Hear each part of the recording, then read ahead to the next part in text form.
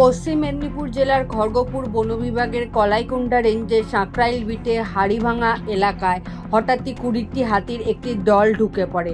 চাষের জমিতে ব্যাপক ক্ষয়ক্ষতি হয়। বন দপ্তরকে বারবার জানানো সত্ত্বেও কোনো স্থায়ী সমাধান মেলেনি বলে অভিযোগ গ্রামবাসীদের। বুধবার রাত থেকে হাতির দলটি এলাকায় ঘোরাফেরা করছিল।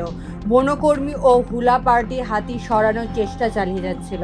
সেই সময় বৃহস্পতিবার রাতে কিছু উত্তেজিত যুবক হাতির দিকে তাক করে একের পর এক জ্বলন্ত হুলা ছুটতে থাকে। আগুন লাগানো সেই মশাল পড়ে হাতির গায়ে। আগুনে পুড়ে যন্ত্রণায় ছটপট করতে দেখা যায় হাতিগুলিকে। কেউ কেউ আবার সেই দৃশ্য দেখে উল্লাসও করে। ঘটনার ছবি ও ভিডিও বৃহস্পতিবার সকালেই সোশ্যাল মিডিয়ায় ছড়িয়ে পড়ে। ছবি দেখে ব্যাপক নিন্দার ঝড় ওঠে। পশুপ্রেমীরা এই ঘটনাকে অমানবিক বলে বর্ণনা করেছেন। তাদের দাবি, একাধিক হাতি আগুনে পুড়ে আহত হয়েছেন। স্থানীয় এক পশুপ্রেমী কমলজিৎ সিং অভিযোগ করেন, বনকর্মীরা উপস্থিত থাকলেও কোনো বাধা দেয়নি বা হস্তক্ষেপ করেনি।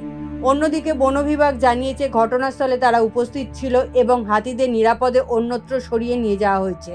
কোনো হাতি আহত হয়নি বলেই দাবি খড়গপুর বিভাগীয় বন আধিকারিক মনীশ কুমার যাদবের।